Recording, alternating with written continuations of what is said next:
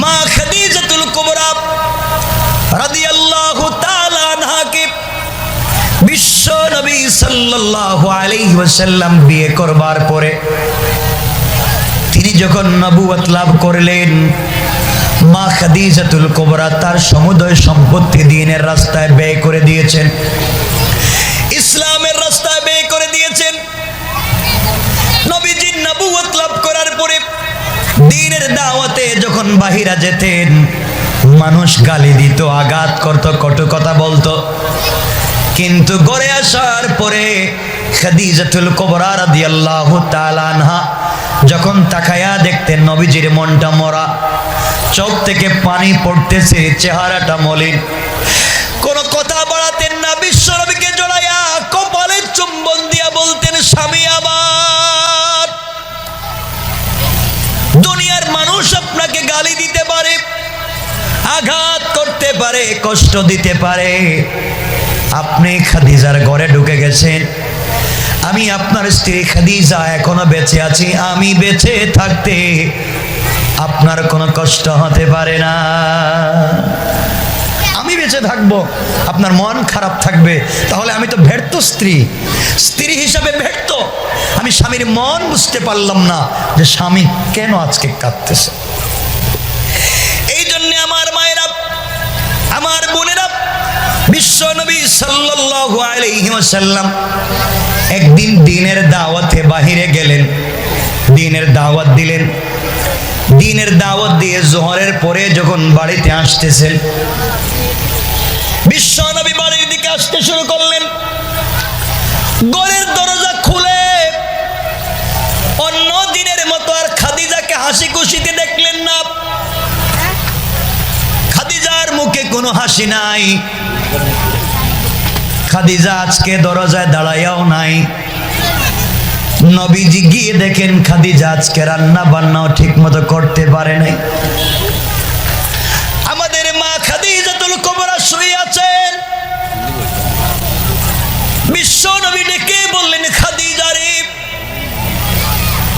তোমাকে বিয়ে করে ঘরে আনবার পরে আজ পর্যন্ত তোমার চেহারা এমন মলিন আমি দেখি নাই, এমন কি হয়েছে?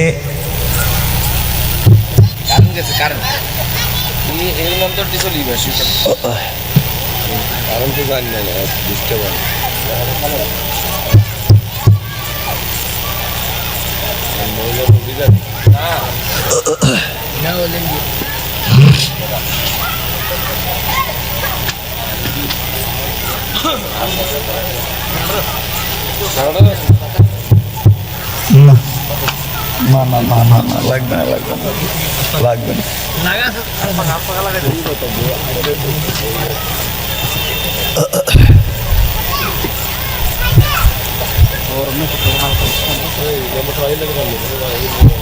এত দেরি হচ্ছে কেন? এটা অটোমেটিক হয় না? কারণ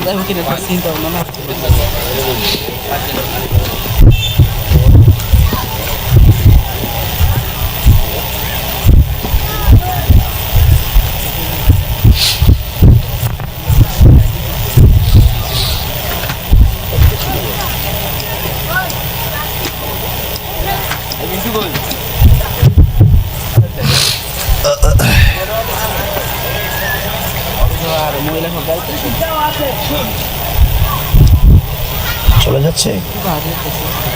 হ্যাঁ, এখানে বন্ধ, কিছু বলার নাই।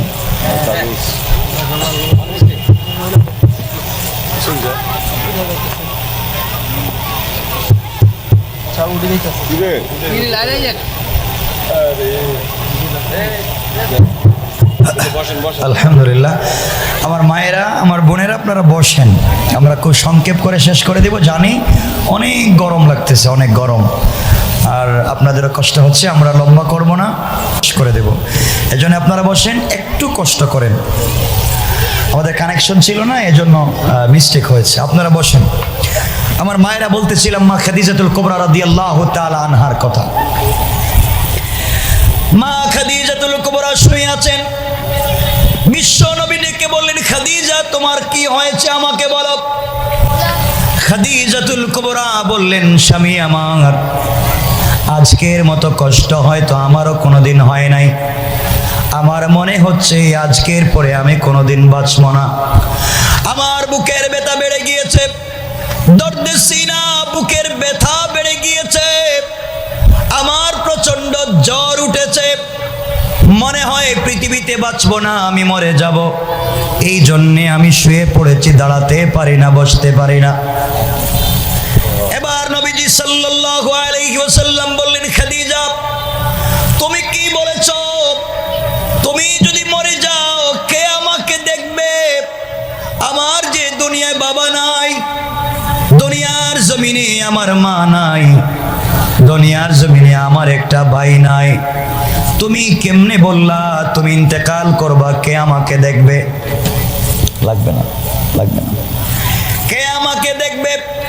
খাদিজাতুল কুবরা বললেন, স্বামী রে, আমার মনে হয় আজকের পরে কোনোদিন আমি আর বাঁচব না, আমি মরে যাব। নবীজি বললেন, খাদিজা এটা কেন বলতেছো? খাদিজাতুল কুবরা বলছেন, স্বামী আমি জানি, আমি বুঝতে পেরেছি বাঁচব না, আপনি আমার কাছে আসেন, স্ত্রী হিসাবে আপনাকে কয়েকটা কথা বলতে চাই। বিশ্ব নবী মা খাদিজাতুল কুবরার কাছে বসলেন। খাদিজাতুল কুবরা শুয়ে শুয়ে বিশ্ব নবীর হাত ধরে ডাক দিয়ে বলছেন, স্বামী আমার, এই দুনিয়ার জমিনে আপনাকে বিয়ে করবার পরে আজ পর্যন্ত কোনোদিন আমি নিজের হাতে, আজ পর্যন্ত কোনোদিন আপনাকে নিজের হাতে খেতে দেই নাই। আমি আপনার ঘরে আসার পরে আমার হাত দিয়ে আপনাকে খাইয়ে দিয়েছি। স্বামী রে, আমার নিজের হাতে আপনাকে খাইয়ে দিয়েছি, কোনোদিন আপনাকে গোসল করতে দেই নাই। আমি নিজে আমার হাতে আপনাকে গোসল করিয়ে দিয়েছি। আমার ঘরের ভিতরে অনেক জিনিস ছিল, সবগুলা দিনের রাস্তায় ব্যয় করে দিয়েছি একসাথে থাকবার জন্যে। স্বামী আমার ঘরে আছে একটা মাত্র বালিশ, একটা গ্লাস, একটা মাত্র প্লেট। এর কারণ হলো আমরা যা করে একসাথে থাকতে চাই। আমার মনে হয় আজকের পরে আমি আর বাঁচব না, মরে যাব। বিশ্ব নবী বললেন, খাদিজা কি বলতে চাও বলো? খাদিজাতুল কুবরা বললেন, স্বামী রে, জিন্দেগিতে কোনোদিন আপনাকে কষ্ট দেই নাই, সারা রাত্র দরজায় দাঁড়ায় অপেক্ষা করি। আজ আমি মরে যাব, আপনাকে কয়েকটা ওসিয়ত করতে চাই। আল্লাহর পয়গম্বর বললেন, স্ত্রী তুমি কি বলতে চাও বলো? খাদিজাতুল কুবরা ডাক দিয়া বলতেন, স্বামী আমার, আমি যদি মরে যাই, আমি মরে গেলে আমার গোসল দুনিয়ার কোন নারীকে দিয়ে আপনি দিয়েন না। আমি আপনার স্ত্রী, আপনি আমার স্বামী, স্ত্রী হিসাবে আপনি স্বামীর কাছে আবদার করলাম, ও স্বামী, আমি মরে গেলে দুনিয়ার কোন মানুষ দিয়ে আমাকে গোসল করাইয়েন না। দুনিয়ার জমিনে সারা জিন্দেগি আমি আপনাকে গোসল করিয়েছি, আমার জিন্দেগির শেষ গোসলটা আপনি দিবেন। নবীজি বললেন, খাদিজা আমি গোসল করালে লাভ কি, তোমার উপকার কি? খাদিজাতুল কুবরা বলছেন, স্বামী রে, আমার জিন্দেগির শেষ গোসল আপনি স্বামী হিসাবে যদি আমাকে দেন, কবরের ভিতরে যাওয়ার পরে ফেরেশতারা যদি আমি প্রশ্নের উত্তর দিতে না পারি, ফেরেশতারা আমাকে আঘাত করতে আসে, ফেরেশতারা আমাকে মারতে আসে, আমি বলবো, ফেরেশতারা সাবধান, এই পৃথিবীর শ্রেষ্ঠ স্বামী, এই পৃথিবীর শ্রেষ্ঠ মহাপুরুষ, এই পৃথিবীর শ্রেষ্ঠ নবী আমাকে নিজের হাতে গোসল করিয়ে দিয়েছেন, যার পবিত্র হাত মোবারক আমার বডিতে লেগেছে। ওগো আল্লাহর পয়গম্বর, আমি জানি এই কথা বলবার পরে যেই জায়গায় আপনার হাত লেগেছে, ফেরেশতারা আর কোনোদিন আমাকে আযাব দিবে না। কোন সুবহানাল্লাহ। বিশ্ব নবী বললেন, খাদিজা আমি মেনে নিলাম, সারা জিন্দেগি তুমি আমাকে গোসল করিয়েছো, জিন্দেগির শেষ গোসলটা আমি তোমাকে দেব। স্বামীরে আমার 2 নম্বর ওসিয়ত, আমি যদি ইন্তেকাল করি, ইন্তেকাল করবার পরে দুনিয়ার কোনো দামি কাপড় দিয়ে আপনি আমার কাফনের ব্যবস্থা করবেন না, কাবার গিলাফ দিয়ে আপনি আমার কাফনের ব্যবস্থা করবেন না। স্বামীরে দুনিয়ার কোনো দামি কাপড় দিয়ে আমার কাফন দিবেন না। ও স্বামী, আমি যদি মরে যাই, আমি মরে গেলে আমার কাফনের জন্য কাবার গিলাফ লাগবে না, আপনার পরনের একটা জুব্বা, আপনার পরনের একটা কাপড়, আপনার পরনের একটা পাঞ্জাবি, ও স্বামী আমার কাফনের কাপড় হিসাবে দিয়ে দিন। আল্লাহর পয়গম্বর, ও স্বামী আমার, আপনি যদি আপনার একটা জুব্বা আমার কাফনের জন্য দিয়ে দেন, আপনার কাপড়ে তো আপনার শরীরের ঘাম মোবারক লেগে থাকবে, আপনার ঘাম তো জান্নাতুল ফিরদাউসের মিশকে আম্বরের চাইতেও দামি। স্বামীরে, আপনি যদি আপনার একটা পাঞ্জাবি আমাকে কাফন হিসাবে দিয়ে দেন, কবরের ভিতরে ফেরেশতারা যদি আমাকে আঘাত করতে আসে, আমি বলবো সাবধান সাবধান, আঘাত করা যাবে না, আমার বডিতে আমার স্বামীর কাপড় আছে। আল্লাহর পয়গম্বর, আমার বিশ্বাস এই কথা বলবার পরে ফেরেশতারা আমাকে আঘাত করবে না। কোন সুবহানাল্লাহ। নবীজি বললেন, তোমার 2 নম্বর ওসিয়ত মেনে নিলাম। 3 নম্বর ওসিয়ত, স্বামী আমি যদি মরে যাই, আমি মরে যাওয়ার পরে আমার জানাজার ইমামতি দুনিয়ার কোন পুরুষকে দিয়ে দিয়েন না, আবু বকর ওমরকে দিয়ে আমার জানাজার ইমামতি করায়েন না। ওগো পয়গম্বর, আপনি যদি নিজে স্বামী হিসাবে আমার জানাজার ইমামতি করেন, স্ত্রীর লাশের সামনে দাঁড়িয়ে স্বামী যখন ইমামতি করবে, আপনার সঙ্গে কাটানো অনেক স্মৃতি আপনার মনে পড়বে। আপনার সঙ্গে সময় কাটিয়েছেন, অনেক স্মৃতি আপনার মনে পড়ে যাবে। আর আপনার চোখ থেকে যদি 1 ফোঁটা পানি পড়ে যায়, আমার কত বড় সৌভাগ্য, স্ত্রীর জন্য স্বামী কান্না করে। পয়গম্বরে আরবি, আমি শুনেছি আপনার মুখে, কোন স্ত্রীর উপরে স্বামী যদি খুশি হইয়া চোখের 1 ফোঁটা পানি ছেড়ে দেয়, তার জন্য জাহান্নাম হারাম হয়ে যায়, জান্নাত ওয়াজিব হয়ে যায়।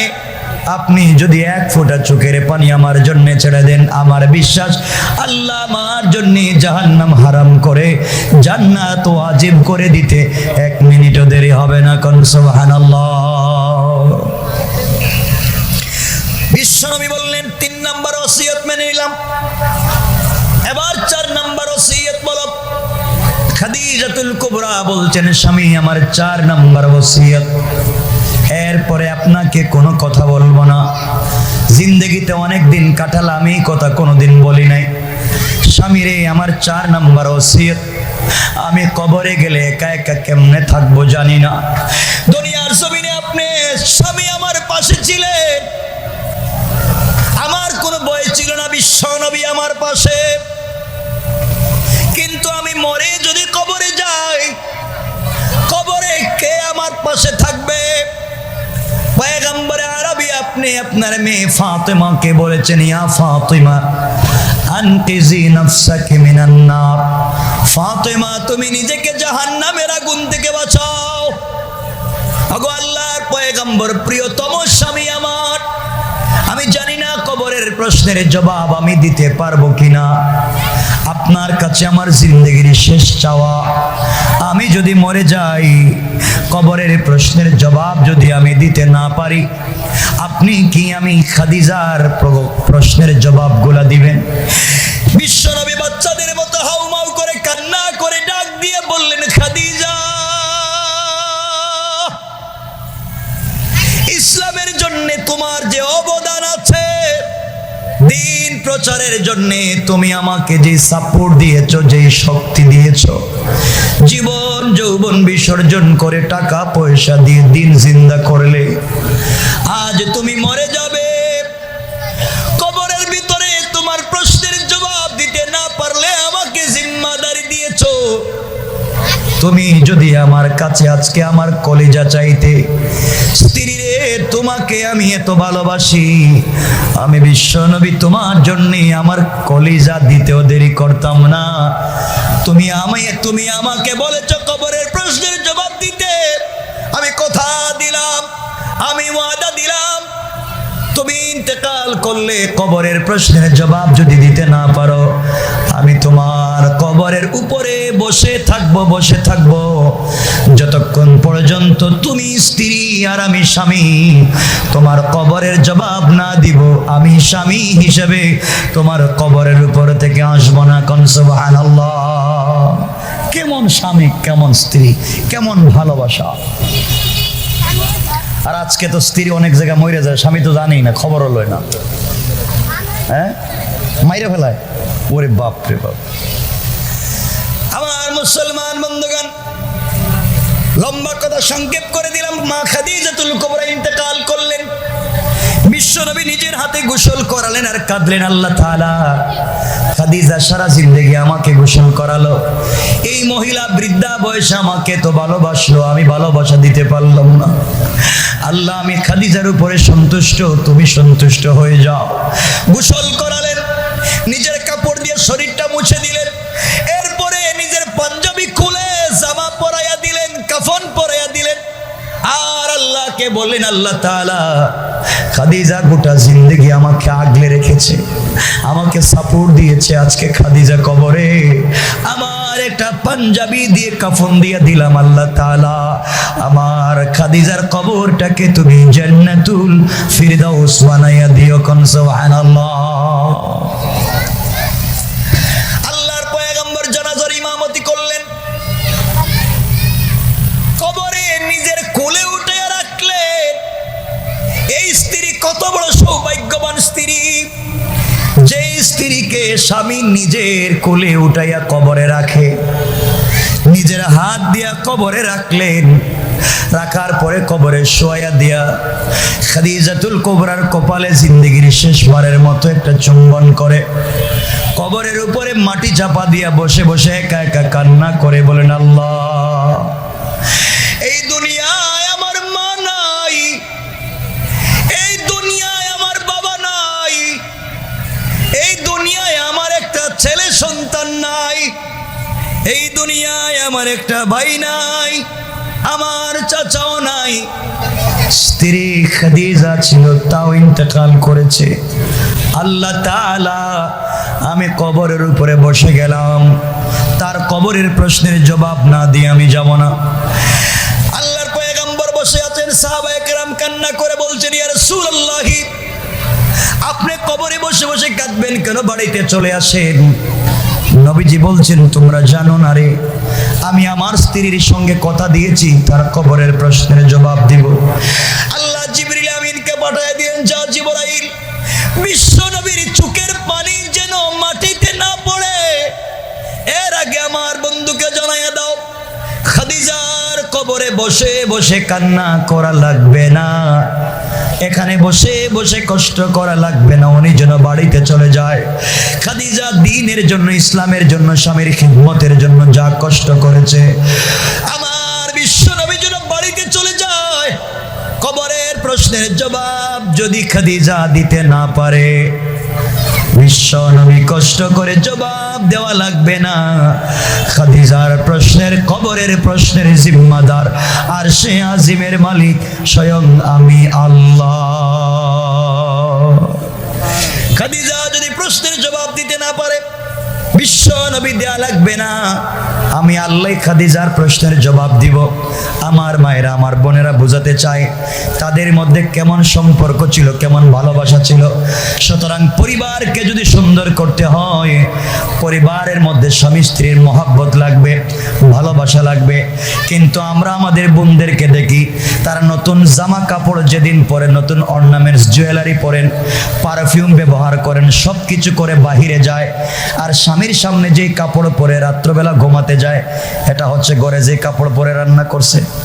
ঠিক বললাম না? এই গন্ধ, দুর্গন্ধ করা, ঘামের গন্ধ করতেছে, এই কাপড়টা পরে স্বামীর সামনে যান। আর যত ধরনের অর্নামেন্টস আছে, জুয়েলারি আছে, বিউটি আছে, সব দিয়ে দিয়ে ওনারা বাহিরে যায়। এই জন্য মায়েদেরকে বলবো, বোনদেরকে বলবো, আল্লাহকে ওয়াস্তে যা করবেন স্বামীর জন্য করবেন। এই কথাগুলো আর লম্বা করা যাবে না, অনেক গরম লাগতেছে, এই জন্য আপনাদের কষ্ট হচ্ছে। কথাগুলো এখানে রেখে দিতে চাই। সন্তান বাচ্চাকে লালন পালন করা যায়, এতিম লালন পালন করার চাইতে বড় কাজ পৃথিবীতে আর নাই। এতিম লালন পালন করার সব থেকে বড় মর্যাদা হচ্ছে, রসুল পাক বলছেন যারা এতিমকে লালন পালন করবে, রসুল পাক এই দুইটা আঙ্গুল দেখায় বলছেন এই দুই আঙ্গুল যত কাছাকাছি, এতিম লালন পালন যারা করবে তারা আর আমি রসুল জান্নাতে তত কাছাকাছি। সুবহানাল্লাহ। কিন্তু যেই সন্তানকে আপনি লালন পালন করবেন, এই সন্তানকে নিজের সন্তান বলে লালন পালন করতে পারবেন না। যদি আপনি আইডি কার্ডে, ন্যাশনালিটিতে, জন্ম নিবন্ধনে, সব জায়গায় যেই ছেলেকে যেই মেয়েকে আপনি দত্তক আনলেন বা কিনে আনলেন বা যে কোনোভাবে রেজিস্ট্রি করে আপনি আনলেন বা যে কোনোভাবে আপনি আপনার চাচাতো ভাই বা আপনার ভাইয়ের ছেলে, ভাইয়ের মেয়ে বা যে কারো একটা মেয়ে ছেলেকে আপনি আনলেন লালন পালন করার জন্য, লালন পালন করতে পারবেন, কিন্তু তাকে অবশ্যই তার অরিজিনাল বাপ মার নাম আইডি কার্ডে দিতে হবে এবং তার কাছে তার অরিজিনাল বাপ মার নাম পৌঁছায় দিতে হবে। যদি তার কাছে তার অরিজিনাল বাপ মার নাম না দিয়ে যিনি লালন পালন করেছেন তার নাম দিয়ে দেন, স্বামীর নাম, স্ত্রীর নাম, যে এই বাচ্চাটার অরিজিনাল মা বাবার নাম না, অন্যের নাম দিয়ে চালাইয়া দেন, যারা দিবে তারাও জাহান্নামী, বাচ্চাও জাহান্নামী। কারণ কিয়ামতের দিন এই বাচ্চাকে আল্লাহ তার অরিজিনাল বাবার নামে ডাকবেন, সে বলবে এই বাপ তো আমার নাম, আমি তো আরেকজনের পরিচয় বড় হয়েছি। এই জন্য এটা বাপ মাকে অস্বীকার করা হয়ে যায়। বাপ চুর হতে পারে, ডাকাত হতে পারে, মা চরিত্রহীন হতে পারে, যাই হোক তারা সন্তান জন্ম দিয়েছে, সন্তানকে মা বাবার নামেই বড় করতে হবে। আপনি দত্তক আনতে পারেন, লালন পালন করতে পারেন, কিন্তু অবশ্যই তাকে তার অরিজিনাল মা বাবার পরিচয় দিতে হবে আইডি কার্ডে।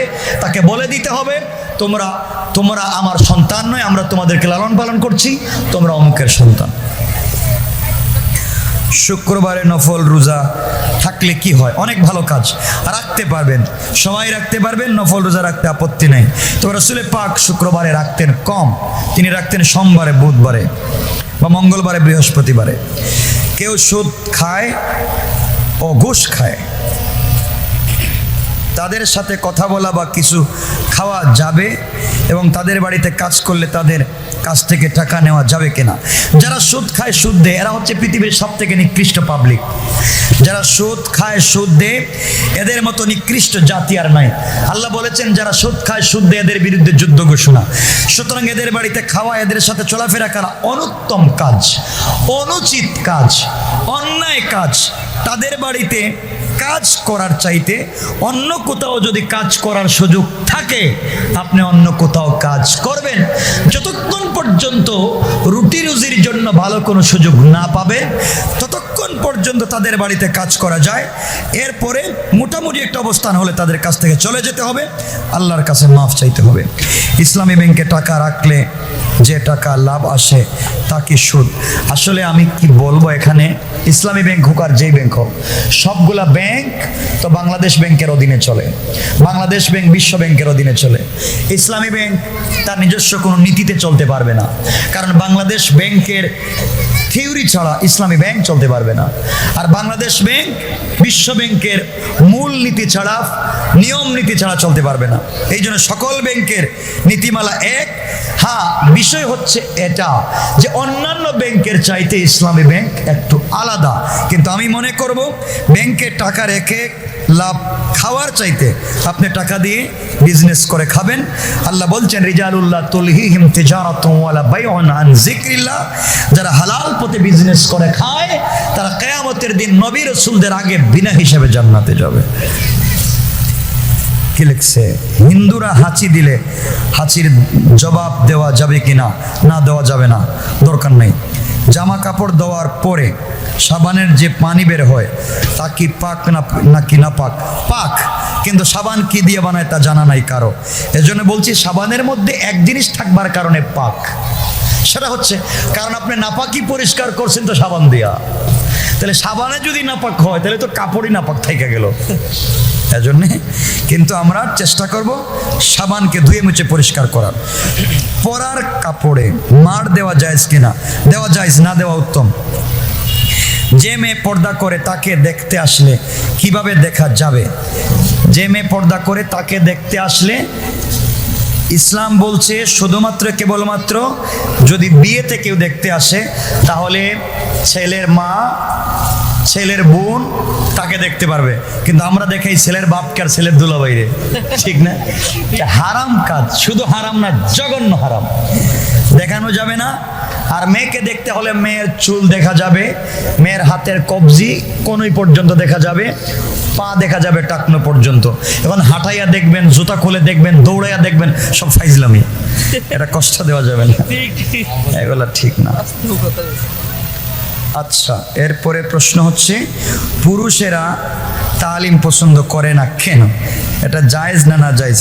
এটা ভালো করে পুরুষদেরকে বুঝায় বলো। তালিম বলতে কি আমি বুঝি নাই? তালিম বলতে আচ্ছা আচ্ছা, মহিলারা ঘরের ভিতরে যে মহিলা তালিম করেন, ভালো কাজ, এটা উত্তম কাজ, সবাই সাপোর্ট দিবেন মায়েদেরকে। যদি দিনের কাজ চলে এখানে, আর কিছু নাই, মায়েদেরকে তালিমে সাপোর্ট দিবেন। তালিমে গেলে মাসআলা শিখবে, দিন শিখবে, মেয়েরা পর্দা শিখবে, মায়েরা পর্দা শিখবে, জায়েজ কাজ। স্বামীরা আপনারা বেশি বেশি সুযোগ দিবেন, আপনারা নিয়ে যাবেন প্রয়োজনে। স্বামীরে বুঝাইলে যদি ইসলামের পথে না আসে তাহলে করণীয় কি? বুঝাইতে থাকবেন। সে তো আর ফেরাউনের মতো না, ফেরাউনকে তো আসিয়ে বুঝাইছেন, ও বুঝে নাই। আপনার স্বামী তো আর ফেরাউন না, তাকে বুঝাবেন। যদি বুঝলে বুঝে, না বুঝলে আল্লাহ বলছেন ইন্নাকা লা তাহদি মান আহবাবতা, আপনি বুঝাইলেও তাকে পথে আনতে পারবেন না যদি আমি তাকে হিদায়াত না দেই। হিদায়াত আমার দায়িত্ব, তোমার কাজ হচ্ছে বুঝানো। আর যদি স্বামী কষ্ট দেয়, মারামারি করে, পিটায়, তাইলে তো আর থাকা যাবে না, এটা আলাদা জিনিস, আপনি চলে যাইতে পারবেন। স্বামীকে বুঝাইতে গেলে, শাশুড়ি গেলে শাশুড়ি খারাপ গালি দেয়, তখন কি করা যায়? বুঝি নাই। স্বামীকে বুঝাইতে গেলে শাশুড়ি খারাপ গালি দেয় মানে কি? শাশুড়ি গালি দিবেন কেন? শাশুড়ি গালি দিতে পারবেন, আপনার অধিকার নাই কাউকে গালি দেওয়ার। অবশ্যই গালি দিবেন না, তাকে বুঝাবেন। 3 বছরের বাচ্চা মারা গেছে, এখন মা আসরের পরে কিছু খায় না, এটা শুধু বিদআত না, এটা চরম ভণ্ডামি, চরম ভণ্ডামি। রাসূল পাক সাল্লাল্লাহু আলাইহি ওয়াসাল্লাম বলছেন, বাচ্চা মারা গেছে তো মরে গেছে, গেছে, যারা বাইচা আছে এরা মরে যাইব কেন? এরা খাবে ঠিক মতো, আর বাচ্চার জন্য দোয়া করবে, অবশ্যই খাওয়া দাওয়া করবেন। চেয়ারের উপর নামাজ পড়া জায়েজ আছে কিনা? আমি মনে করি মসজিদে হোক বাড়িতে হোক, চেয়ারে নামাজ পড়া তো চেয়ার জ্বালায়া ফেলাইবেন, চেয়ার আগুন দিয়ে জ্বালায়া ফেলাইবেন। চেয়ারে আবার কিসের নামাজ? চেয়ারে নামাজ কিসের? মসজিদে যদি চেয়ার দেখেন, সব চেয়ারে পেট্রোল লাগাই দিবেন। পুরো বাংলাদেশ ঘুরে হাঁটে, 4 দোকানে যায়, মিষ্টির দোকানে যায়, 2 তলায় উঠে 5 তলায় যায়, সব করে। মসজিদে গেলে দেখে দেয় সব চেয়ারম্যান, মসজিদে গেলে সব চেয়ারম্যানের জায়গা, বাপ ধরে নামাজ পড়ে। যুবকেরা দেখছি চেয়ারে বসে নামাজ পড়ে, সব চেয়ার জ্বালায় দিবেন, সব চেয়ার জ্বালায় দিবেন। হ্যাঁ, টুল রাখা যায়, টুল, যেটাকে হেলান দেওয়া যায় না। যারা দাঁড়াতে পারে না, যারা দাঁড়াতে পারে না তারা বসতে পারবে, কিন্তু কেউ যদি দাঁড়াতে পারে দাঁড়ায় থাকবে, রুকু সেজদার সময় বসবে। কিন্তু আপনি দাঁড়াতে পারেন, বসলে নামাজ হবে না। মায়েদেরকে বলছি, যদি আপনার হাঁটুতে সমস্যা হয়, মেরুদণ্ডের সমস্যা হয়, ডাক্তার বলে আপনি দাঁড়াইয়া নামাজ পড়লে প্রবলেম হবে, অথবা সেজদায় গেলে প্রবলেম হবে, আপনি চেয়ারে বসে ইশারায় নামাজ পড়বেন। নাকের ভিতরে যে ছিদ্র ছোট হইয়া গেছে নাকি, এমন পানি ঢুকে না, এমন অবস্থায় অজু, মানে ছিদ্র বুঝি নাই, এটা কি যে ওই যে যে নাকে যে নাকে যে ফুল দেয়, ফুল ফুল নাক ফুল, আচ্ছা নাক ফুল, আচ্ছা নাক ফুল, হ্যাঁ নাক ফুলের জায়গা যদি বন্ধ হয়ে যায়, আচ্ছা আচ্ছা, যদি নাক ফুল বন্ধ হয়ে যায় তাহলে পানি ঢুকানো লাগবে না, আর যদি খোলা থাকে আপনাকে পানি পৌঁছাতে হবে, আর যদি বন্ধ হয়ে যায় লাগবে না। আচ্ছা, এটা কি? রাগের মাথায় তালাক দিলে তালাক হবে কিনা? অবশ্যই হবে, 100 বার তালাক হবে। মানে তালাক তো হইছে হইছে, আবার কবিরা গুনাহ হইছে। তালাক দেওয়ার সিস্টেম হচ্ছে 3 মাসে 3 তালাক, 3 মাসে স্ত্রী অসুস্থ হবে, অসুস্থ হওয়ার পরে যখন সুস্থ হবে তখন স্ত্রীকে তালাক দিতে হবে। আর তালাক দিবেন কেন? আমি বুঝতে পারি না তালাক দিবেন কেন? তালাক দিবেন না, এটা খারাপ কাজ। নবীজি বলেছেন পৃথিবীর নিকৃষ্ট 2টা হালাল, নিকৃষ্ট হালাল, একটা হচ্ছে ভিক্ষা করা, একটা হচ্ছে বউ তালাক দেওয়া। এজন্য তালাক দিবেন না। স্ত্রী যত খারাপ হোক তালাক দিবেন কেন? তালাক দিতে হলে তাকে 3 তুহুরে 3 মাসে তালাক দিবেন। একসাথে তালাক দিবেন, তালাক হবে, গুনাহ হবে। আর রাগের মাথায় তালাক, আপনারা শুনছেন নি আপনাদের এই লক্ষ্মীপুর রামগঞ্জে কে বউ তালাক দিতে বলছে, আগামীকালকে আমার বউরে তালাক দিব, কমিউনিটি সেন্টারে দাওয়াত আছে, সবাই আসবেন।